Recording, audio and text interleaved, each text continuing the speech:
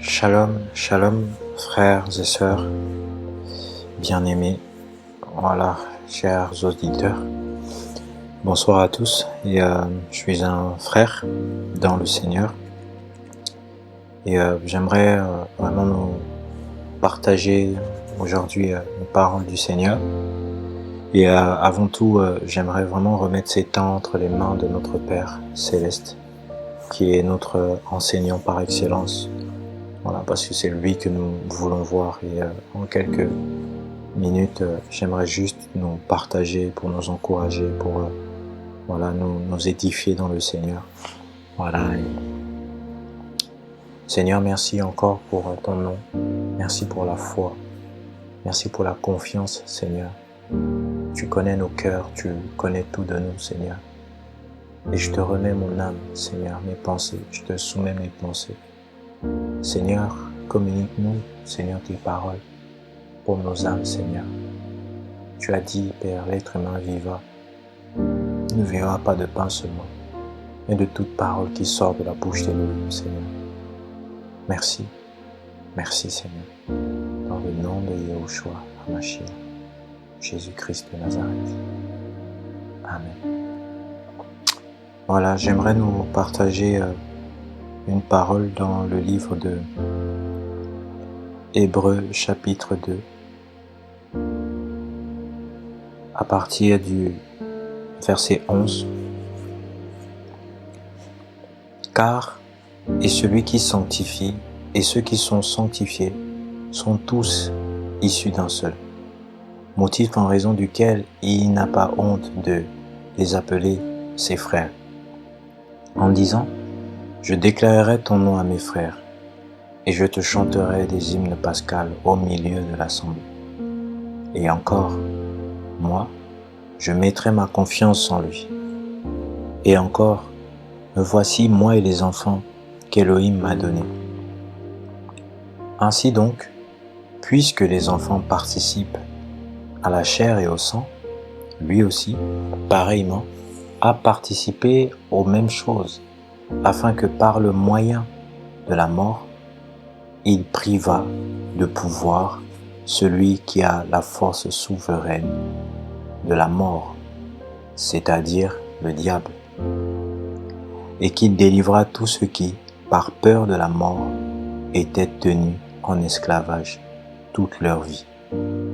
Car ce ne sont pas les anges qu'il prend véritablement en charge, mais il prend en charge la postérité d'Abraham. Wow.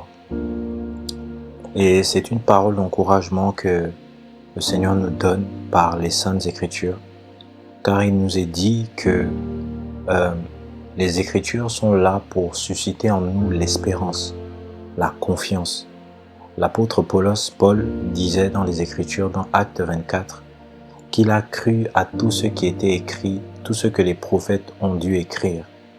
Avant de continuer, on va juste lire ce passage dans Acte 24, à partir du verset 16, 15, non, verset 14 même. Or, je te confesse bien ceci, que selon la voie qu'ils appellent secte, ainsi je sers l'Élohim de mes pères, croyant toutes les choses qui sont écrites dans la Torah et dans les prophètes, en ayant en Élohim l'espérance qu'eux-mêmes admettent aussi qu'il y aura une résurrection, tant des justes que des injustes. Voilà. Et on voit ici que Paul croyait à tout ce qui était écrit dans les Écritures, autrement appelées les lettres sacrées, parce que ces paroles sont inspirées d'Élohim. Et ici, il y a une chose qu'Élohim ne fait pas, c'est qu'il ne ment pas. Il ne pêche pas. Il ne viole pas sa parole. Et cette parole est vraiment digne de confiance. Et dans Hébreux 2 qu'on vient de lire, il est dit que au verset 16 que Yahushua le Père, qui est devenu homme, est venu, en fait il est dit, car ce ne sont pas les anges qu'il prend véritablement en charge, mais il prend en charge la postérité d'Abraham. C'est une bonne nouvelle. Il est dit que comme les enfants participent à la chair et au sang, c'est-à-dire comme ils sont des humains, ils vivent comme des humains, lui aussi est devenu chair. Et il est dit dans Romains 8 que il a été envoyé pour une cause. Il est dit, Romains 8, à partir du verset 1er, il n'y a donc maintenant aucune condamnation pour ceux qui sont en Mashiach Yehoshua, lui qui marche, non selon la tradition, selon la chair, mais selon l'esprit. Car la Torah de l'esprit de vie en Mashiach m'a rendu libre de la Torah du péché et de la mort. Car ce qui était impossible à la Torah, en ce qu'elle était faible à cause de la chair, Elohim, en envoyant son propre Fils dans une chair semblable à celle du péché et au sujet du péché, a condamné le péché dans la chair, afin que l'ordonnance de la Torah soit accomplie en nous, qui ne marchons pas selon la chair, mais selon l'esprit. Voilà. Il est dit que Elohim a envoyé son Fils au sujet du péché. Et c'est l'une des paroles, que nous devrions retenir dans notre cœur. Elohim n'est pas venu pour nous rendre riches matériellement. Elohim n'est pas venu pour d'abord nous donner le mariage. La principale des choses qu'il est venu faire, c'est de nous donner la vie éternelle. C'est de nous sauver, c'est de nous donner le salut. Le plus important, parce qu'il a créé l'humain, c'est pour qu'il soit avec sa créature, pour que sa créature le glorifie, le voie lui et soit à son service. Et par le péché d'Adam, la Bible dit dans Romains 5,12 que le péché, la mort est rentrée dans le monde. Et l'homme a été séparé du Seigneur, séparé de son Créateur. Et il a perdu la pensée. Et de ce fait, il vit dans le péché. Et la Bible dit que le salaire du péché, c'est la mort. Déconnecté d'Elohim, n'ayant plus sa pensée, mais vivant dans la dureté du cœur, dans toute forme de vice, et prisonnier de ce fait. Adam vivait dans la liberté du Seigneur, dans la présence du Seigneur. Et en péchant, il a livré sa postérité au diable. Et il est dit dans Luc 4, qu'on va lire,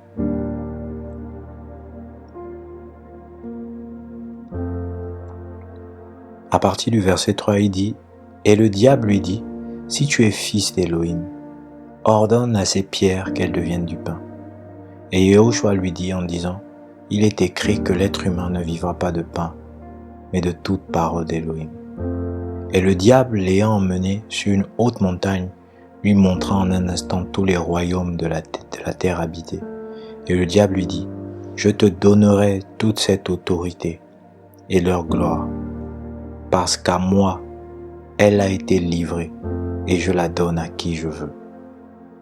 Toi donc, si tu te prosternes devant moi, elle sera tout à toi. » Et Yehoshua répondant lui dit, « Va-t'en, arrière de moi, Satan, car il est écrit, c'est devant le Seigneur, ton Elohim, que tu te prosterneras et tu le serviras lui seul. » Donc on voit que, quand Adam a péché, il a livré tous les royaumes, il a perdu les clés, l'image de l'autorité. Et la mort est rentrée dans le monde, et de ce fait, les humains sont devenus sujets à la mort. Leurs jours ont été rétrécis. On a vu dans Genèse 6 comment ce peuple, les humains, vivaient dans le péché. Et le Seigneur était attristé. Mais il n'a cessé de parler à son peuple. Il n'a cessé de manifester de la compassion. Il n'a cessé d'avoir toujours sa main. Il n'a cessé d'intervenir dans les problèmes des humains, juste à cause de son grand amour. Et le Seigneur, il est dit que dans Hébreux, l'auteur des Épîtres aux Hébreux, dit que ce n'est pas les anges qu'il vient prendre en charge.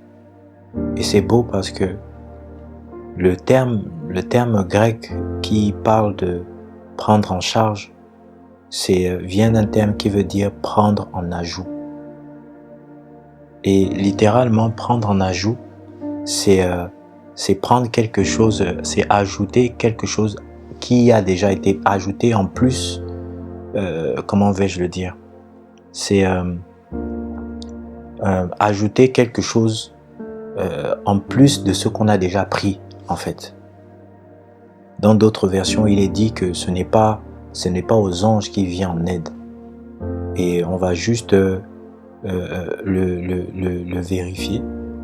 Voilà. Pour que l'on puisse bien saisir la pensée du Seigneur. Voilà. Voilà. Que le Seigneur soit béni. J'espère que le Seigneur nous encourage par sa parole. Et ce mot veut dire prendre en outre ou prendre en plus. Prendre possession de, rattraper, atteindre. Étendre les mains pour saisir, s'emparer d'eux. Sauver d'un péril, aider, secourir. Et mon frère, ma sœur, dans les temps difficiles dans lesquels nous sommes, la parole dit que Yahushua prend en charge ceux qui sont de la postérité d'Abraham. Il vient sauver du péril, il vient sauver du danger. Ceux qui sont de la postérité d'Abraham. Abraham, comme on le sait, c'est le père de la foi. Ce n'est pas quelqu'un qui a eu confiance en d'autres divinités.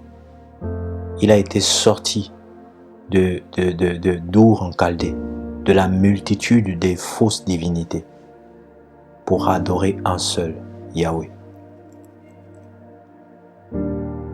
pour le glorifier.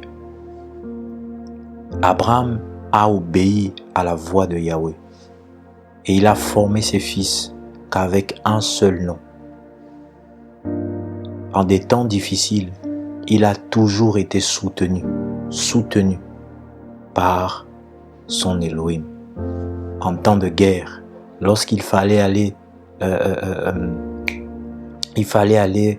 secourir son neveu Lot, il a vaincu grâce à l'aide de Yahweh.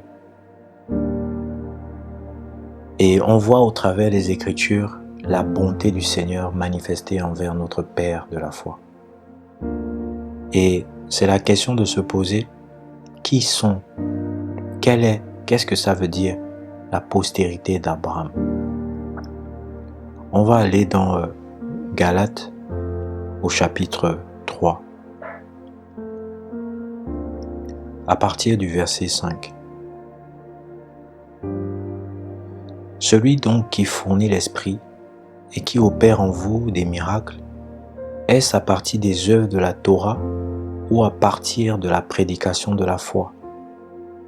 Comme Abraham crut en Elohim, et cela lui fut compté comme justice.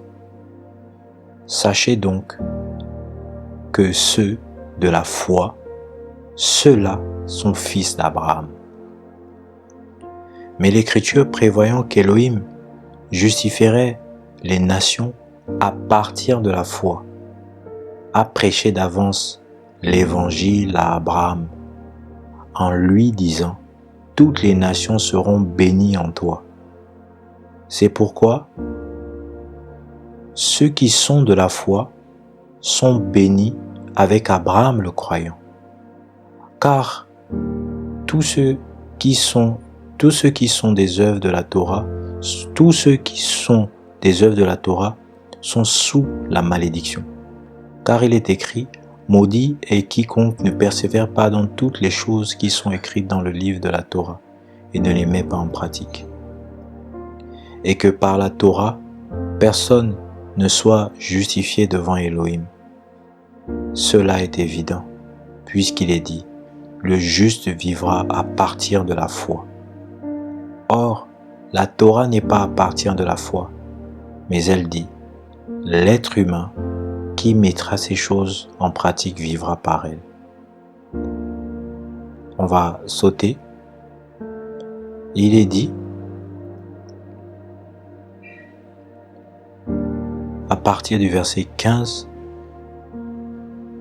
« Frères, je parle cependant selon l'humain. Un testament confirmé publiquement par un humain, personne ne l'annule, on ajoute ou n'ajoute quelque chose à ce qui a été ordonné. Or, les promesses ont été faites à Abraham et à sa postérité. Il ne dit pas aux postérités, comme beaucoup, mais comme d'une seule, et à ta postérité, qui est le Mashiach. » Waouh! Mais voici ce que je dis. Un testament qu'Elohim a établi d'avance en Mashiach ne peut pas être annulé par la Torah survenue 430 ans plus tard, ce qui abolirait la promesse. Donc ici on dit que ceux qui sont de la foi sont fils d'Abraham. Et nous savons que la foi parle uniquement d'un seul Elohim. Selon Éphésiens 4, il est dit qu'il y a un seul Seigneur, un seul Elohim, une seule foi, un seul baptême, un seul Père qui est parmi tous, au-dessus de tous et en vous tous, qui est Yehoshua Mashiach.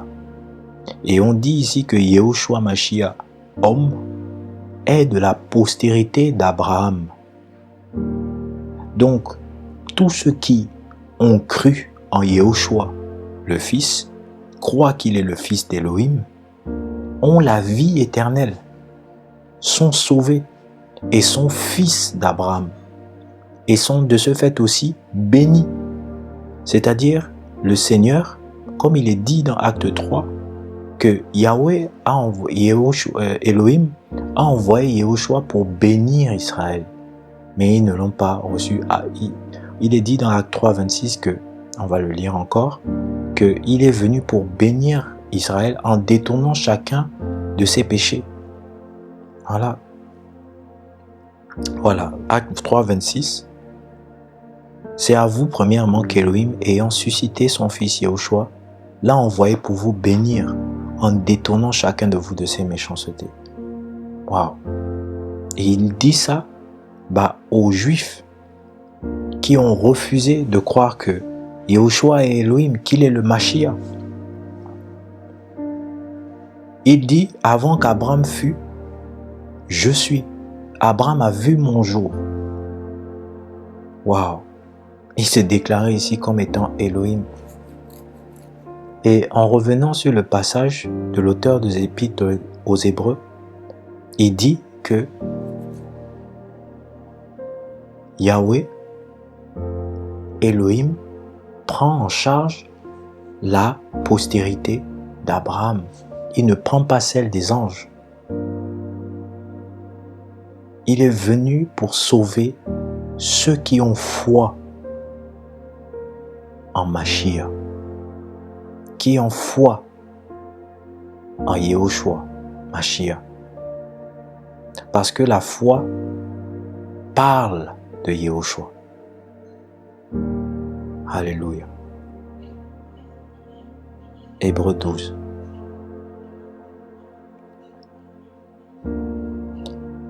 Verset 1er. Nous donc aussi,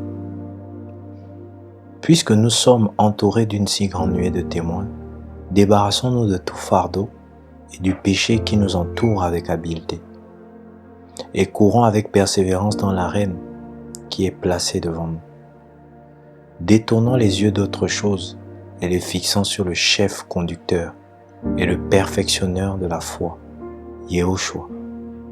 En échange de la joie qui lui était réservée, il a souffert de la croix, ayant méprisé la honte, il s'est assis à la droite du trône d'Élohim.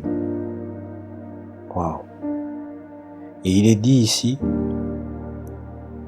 que Yahushua, au verset 2, qu'il est le conducteur et le perfectionneur de la foi. Le perfectionneur de la foi. Le terme grec parle ici aussi de l'auteur.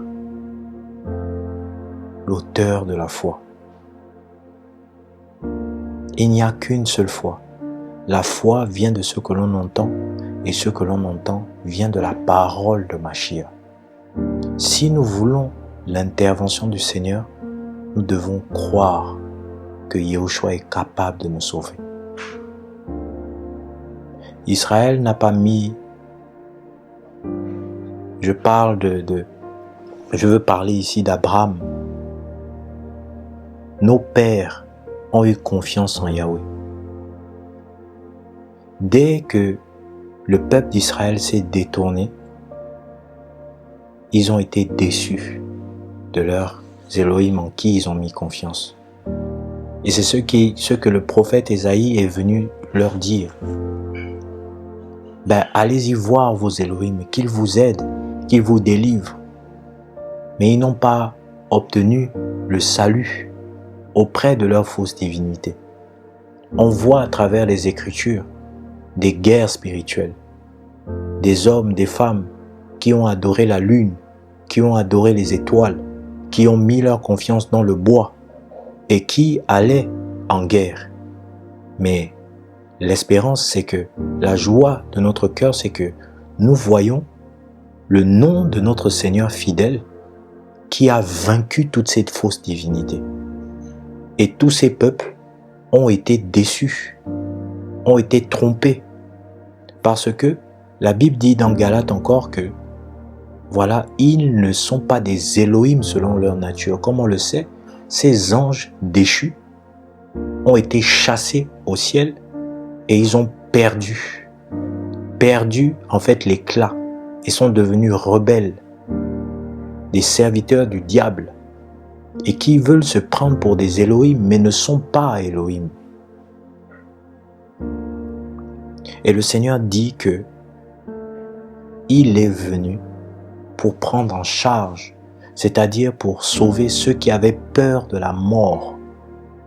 La Bible dit dans 1 Corinthiens 15 que « Ô mort, où est ton aiguillon? Où est ton aiguillon? Car l'aiguillon de la mort, c'est le péché. » Le péché est devenu maître de beaucoup dans cette humanité. Et il est dit dans Romains 8 que Yahushua est venu au sujet du péché. Il est venu pour vaincre, pour détruire les œuvres du diable. Parce que beaucoup avaient été tenus captifs. Captifs. Tout le monde avait peur de la mort. Tout le monde avait peur de la mort. C'est pourquoi on voyait nos pères tout le temps implorer la grâce. Yaakov, en mourant, il dit « Oh Yahweh, j'espère en ton Yeshua, j'espère en ton salut. » Et toutes les personnes, quand ils mouraient, allaient dans le sein d'Abraham, parce qu'ils étaient des fils d'Abraham. En gros, ils avaient foi. Ils avaient foi dans le nom de Yahweh. Et à travers les prophéties bibliques, on a vu comment Israël a été beaucoup opprimé. Ils ont été opprimés en Égypte. Et Yahweh a intervenu par la main de ses prophètes. Ils avaient faim. Yahweh a intervenu. Waouh! Il prend en charge. Et c'est la parole que le Seigneur veut nous donner aujourd'hui. Qu'il te prend en charge. Ne t'inquiète pas. Mais il dit, mets ta foi en moi. Lève les yeux sur moi. Portant les regards sur Yahushua, le chef conducteur et le perfectionneur de la foi. Il faut que nous portions toi qui es découragé, il faut que tu portes tes yeux sur le conducteur, le perfectionneur de la foi, l'auteur de la foi.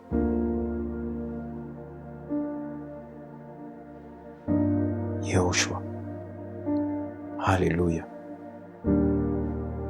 Beaucoup ont peur, mais il est dit que il nous prendra en charge. Prendre en charge veut dire que, dans nos termes même français, il est dit que je te prendrai en charge. C'est-à-dire là, je m'occuperai de toi. On peut voir ça sous plusieurs aspects. Prendre en charge par rapport à notre salut. Le Seigneur a promis de venir nous délivrer. Toi qui es esclave, tu veux quitter le péché. Tu ne peux pas le faire, tu ne peux pas être sauvé, être sorti de ce danger, de cette mort-là, sans l'intervention du Seigneur, si tu ne cries pas à lui.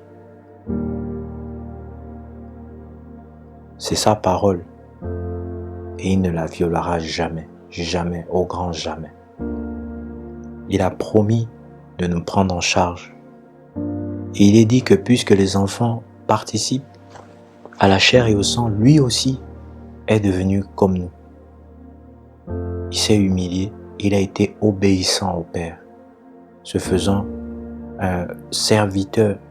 Le Fils d'humain est venu pour servir et non pas pour être servi. Et c'est la bonne nouvelle. Il était au service du Père. Nous voyons dans les Écritures comment il a procédé à cette prise en charge en vue de notre salut, en vue de notre délivrance. Salut, soteria, qui veut dire délivrance, conservation, salut, sécurité. Pour notre sécurité, il est devenu homme. Il est dit dans les prophéties que, dans les Lévitique 25, en termes pour opérer la rédemption, pour opérer la rédemption, il fallait que celui qui voulait racheter soit de la même famille.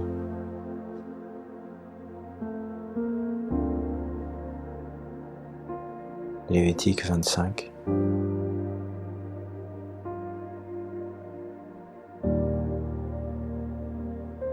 Seigneur, merci pour ta parole. Voilà, Lévitique 25, à partir du verset 25. Si ton frère est devenu pauvre et vend sa propriété, son plus propre racheteur viendra et rachètera la vente de son frère. Si cet homme n'a pas de racheteur et que sa main est atteinte et trouvée assez pour son rachat, il comptera les années depuis sa vente et rendra le surplus à l'homme à qui il a vendu, et il retournera dans sa propriété. Si sa main n'a pas trouvé suffisamment de quoi lui rendre, sa vente restera entre les mains de l'acheteur jusqu'à l'année du jubilé, puis elle sortira au jubilé et il retournera dans sa propriété. Si un homme vend une maison d'habitation dans une ville murée, il aura le droit de rachat jusqu'à la fin de l'année de sa vente. Son droit de rachat sera d'une année. Voilà. Et Yahweh avait établi en fait une loi pour racheter en fait les esclaves. Et le Seigneur, comme on le sait, il est né sous la loi. Il a respecté la Torah et toute la Torah, il a accompli. En fait, il a respecté les Écritures. Voilà. Et c'était comment en fait il fallait racheter. Il fallait que ça soit quelqu'un de sa propre famille. Je cherche juste ce passage, voilà, pour soutenir, voilà, ce qui est dit. Seigneur, merci pour ta parole. Seigneur, merci.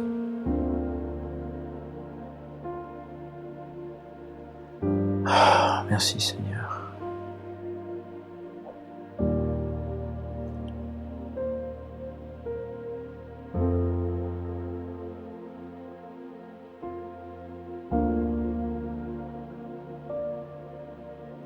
Voilà. Donc, Lévitique 25.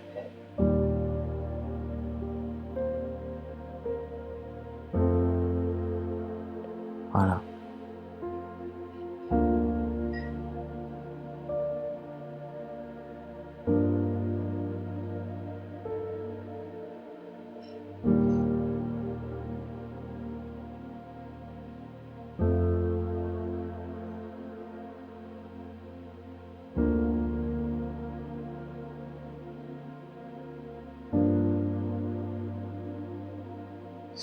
Voilà, je voudrais juste trouver ce passage. Voilà. Voilà. Voilà. À partir du verset 29. Si un homme vend une maison d'habitation dans une ville murée, il aura le droit de rachat jusqu'à la fin de l'année savante. Son droit de rachat sera d'1 année. Si elle n'est pas rachetée jusqu'à ce qu'une année soit parfaitement accomplie, la maison qui est dans la ville murée restera à perpétuité à l'acheteur et à ses descendants. Il n'en sortira pas au jubilé. Mais les maisons des villages qui n'ont pas de murs seront comptées comme des champs de la terre. Le vendeur aura le droit de rachat, il sortira au jubilé. Voilà. Donc on voit que ils avaient le droit, les Hébreux pouvaient souvent acheter. Voilà. Voilà. Et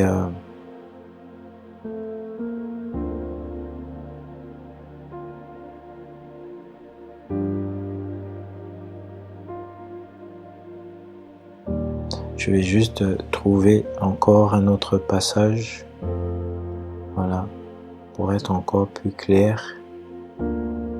Voilà.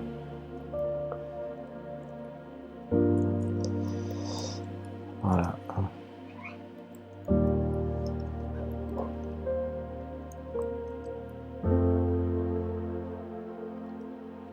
Voilà. Trouver ce passage afin que voilà, le Seigneur soit magnifiquement glorifié. Voilà.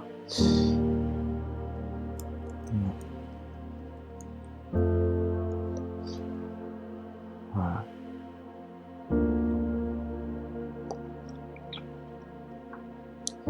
Trouvez vite ce passage par la grâce du Seigneur.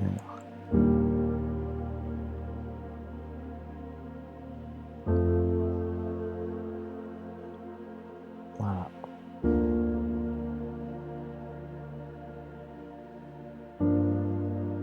On va essayer de voir Lévitique 25. Voilà, comme le Seigneur nous conduit. Car ils sont mes esclaves, parce que je les ai fait sortir de la terre d'Égypte. C'est pourquoi ils ne seront pas vendus comme on vend les esclaves. Tu ne domineras pas sur lui avec cruauté, tu craindras ton Elohim. Les esclaves et servantes que tu auras viendront des nations qui vous entourent. C'est d'elles que vous achèterez les esclaves et la servante. Vous pourrez aussi acheter des fils des étrangers qui demeureront chez toi, et même de leurs familles qui seront parmi vous. Ceux qu'ils auront engendrés sur votre terre, ils deviendront votre propriété. Vous les ferez à vos fils après vous pour les posséder comme propriété. Vous vous servirez d'eux pour toujours. Mais quant à vos frères, les fils d'Israël, aucun homme ne dominera avec cruauté sur son frère. quand à la main d'un étranger habitant chez toi aura des ressources, que ton frère qui est chez lui sera devenu un pauvre et se sera vendu à l'étranger habitant chez toi ou à quelqu'un issu de la famille d'un étranger, après qu'il se sera vendu, il y aura pour lui le droit de rachat. Un de ses frères le rachètera. Voilà, c'est ce passage, merci Saint-Esprit, que je cherchais. C'était un des frères en Israël qui pouvait racheter. Il fallait qu'il soit membre de sa famille. On dit son oncle ou fils de son oncle le rachètera, ou quelqu'un chair de sa chair dans sa famille le rachètera. Ou si sa main trouve des ressources, il se rachètera lui-même. Mais on voit que les gens ont tellement été vendus qu'ils ont tout perdu. L'humanité a été vendue au péché. Et ils ont perdu la force. Et c'est pourquoi il est dit que dans Romains 5 que Christ est mort pour nous quand nous étions même encore faibles, dans Romains 5. Et le Seigneur vient ici, il est devenu chair, il s'est associé à nous, il est devenu comme nous, et il peut maintenant nous soutenir parce qu'il sait de quoi nous sommes faits. La prise en charge du Seigneur par rapport au salut. Parce que les humains ont été sous l'autorité du diable.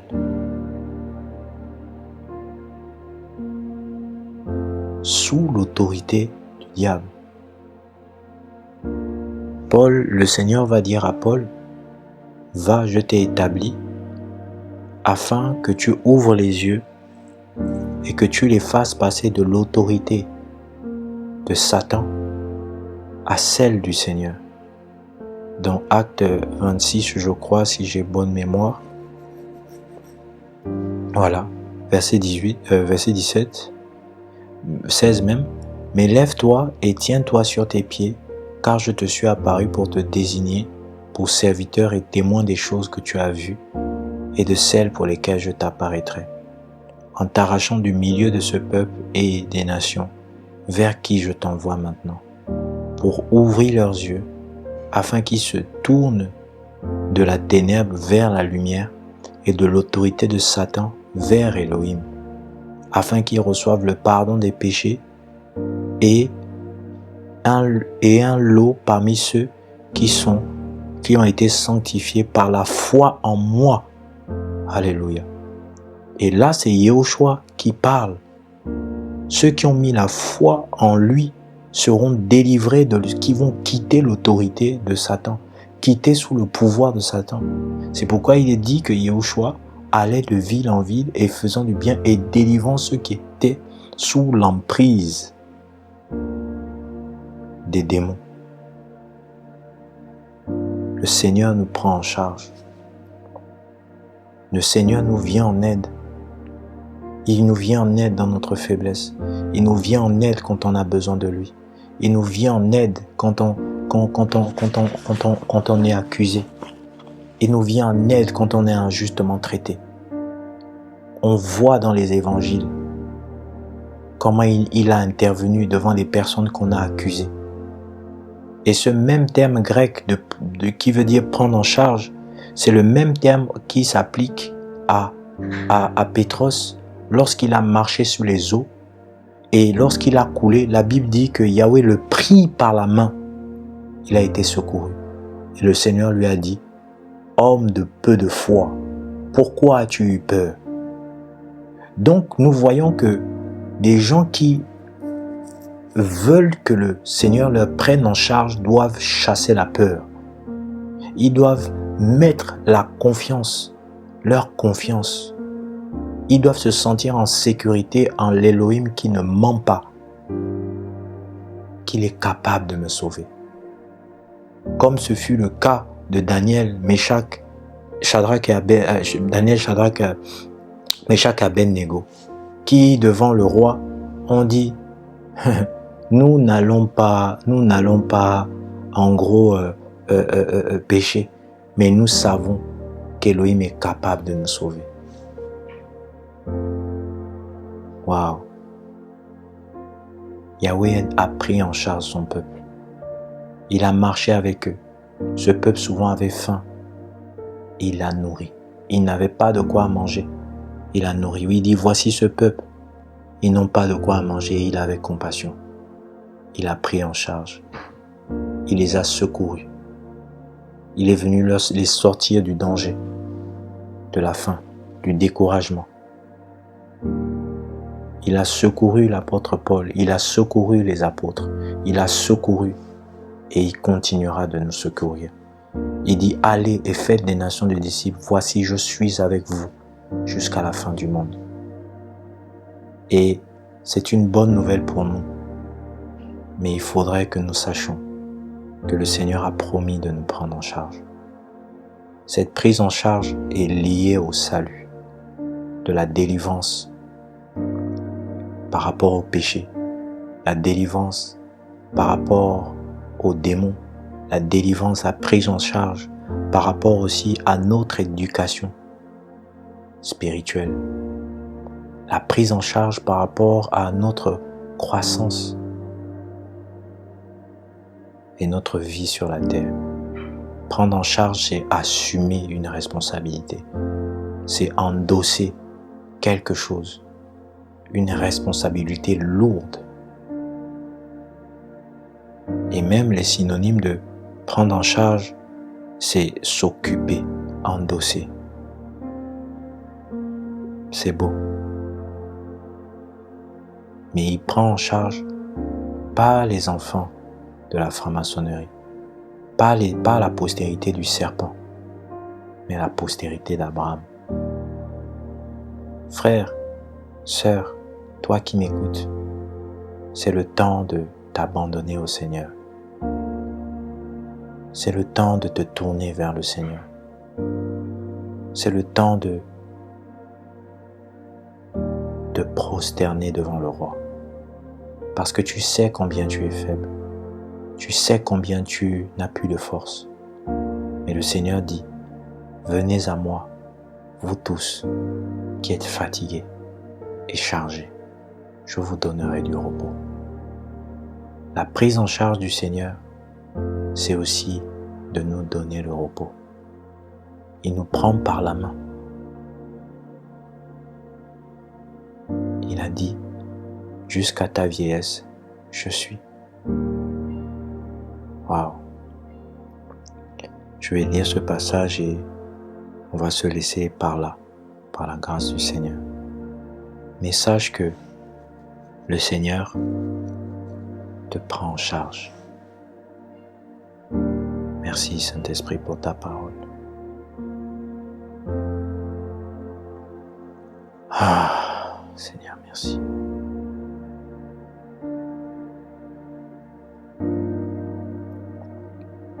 Voilà. Ésaïe ou Yeshaya.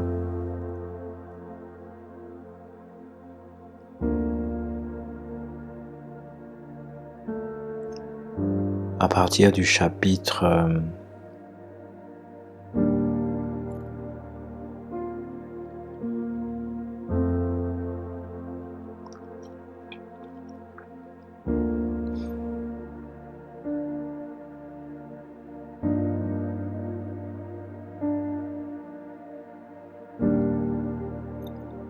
43, 40,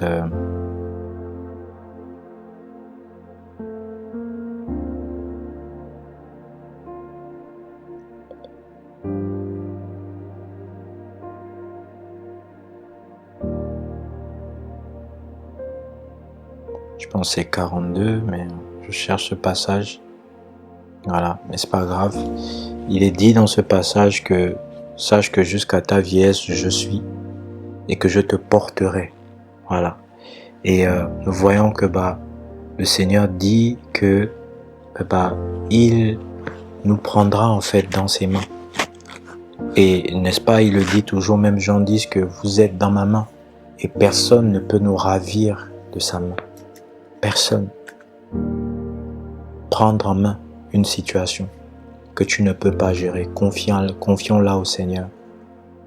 Confions-la. On appelle Yahweh Tsevaot l'Elohim guerrier, l'Elohim de la guerre. Il a vaincu Satan, il a vaincu les démons, il a vaincu les principautés, il les a dépouillés à la croix. Frères et sœurs, il a vaincu. Et aujourd'hui, tous ceux qui sont en Mashiach sont libérés de la prison du péché, sont libérés de la prison de la chair, sont libérés parce qu'il est dit qu'il a condamné le péché dans la chair.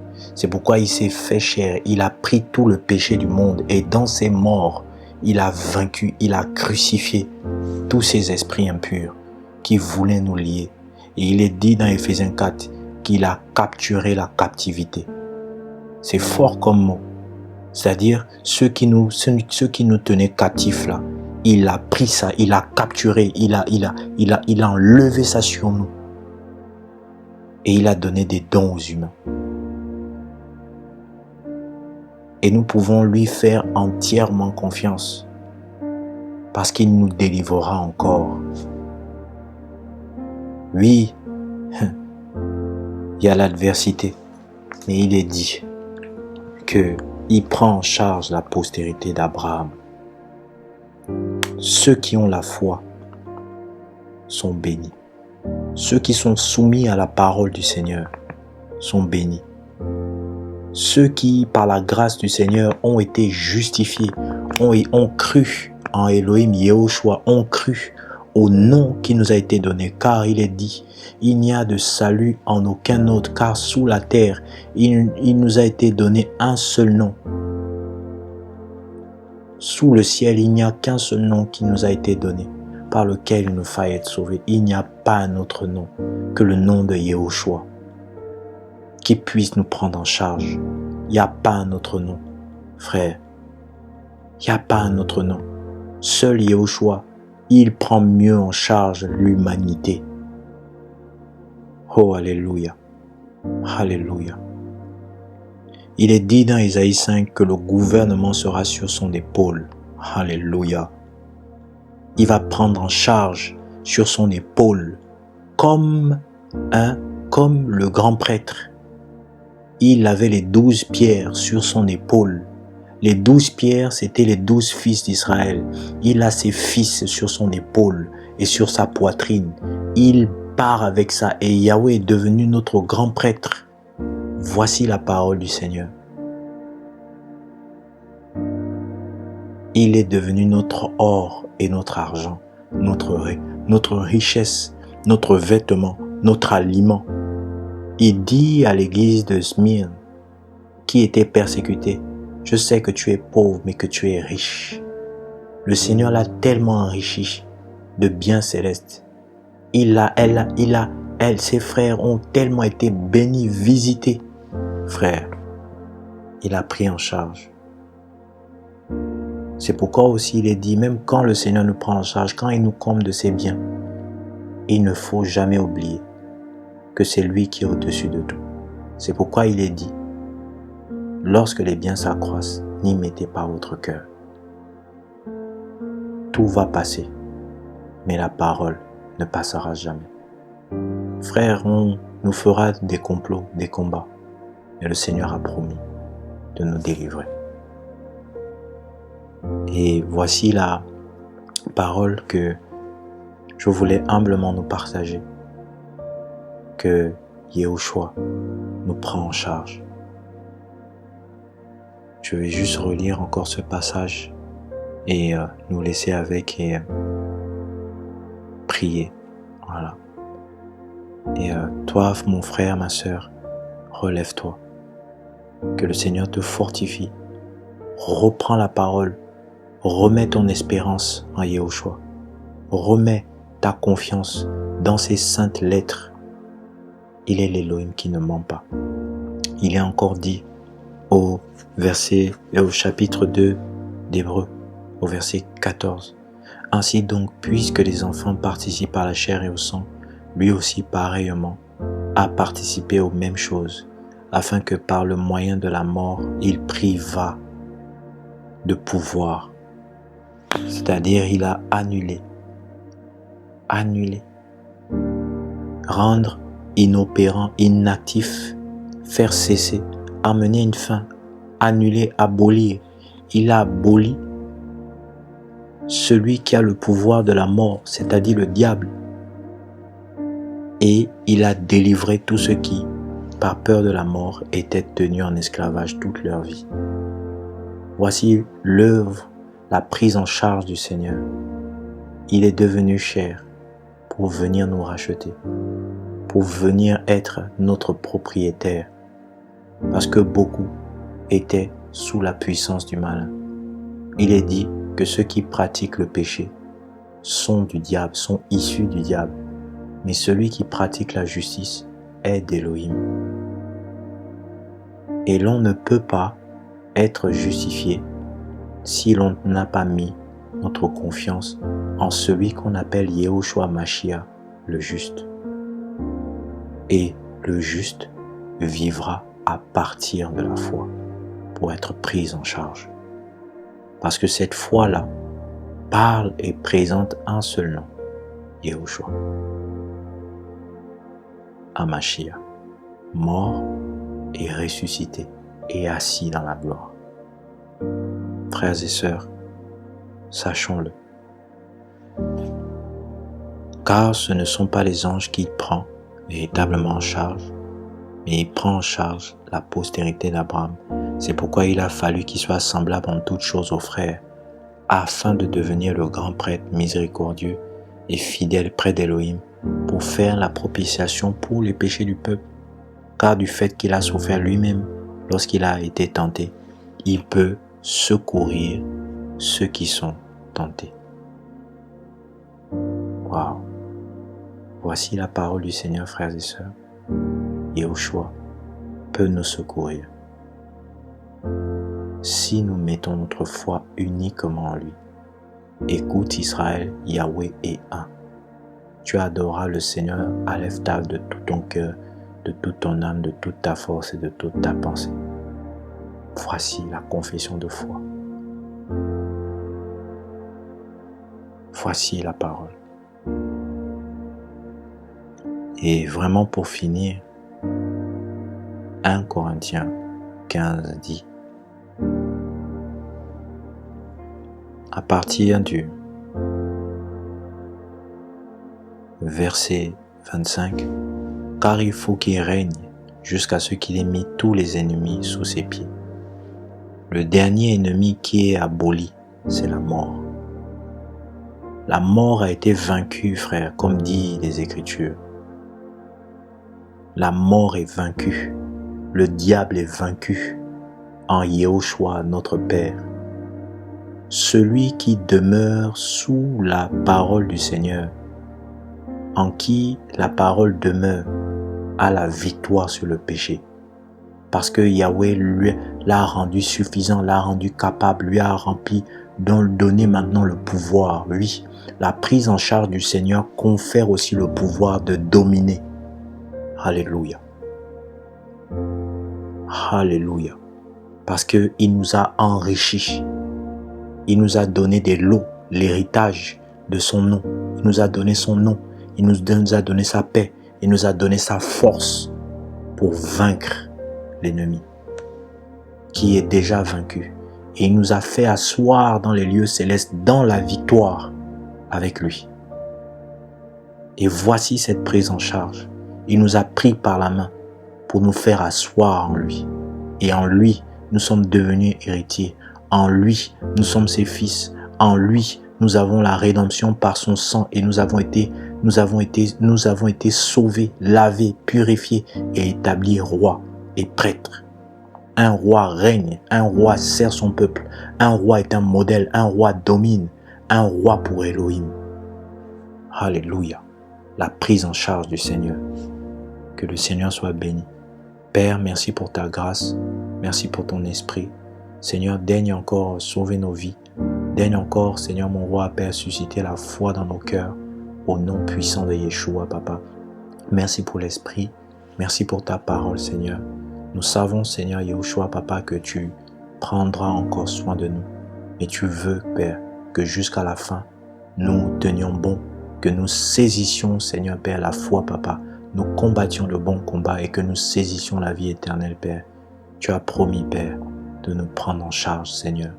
Ceux qui sont de la postérité d'Abraham, Seigneur, Père Adonai, ceux de la foi, Papa, ceux qui ont cru en Mashiach, Yehoshua.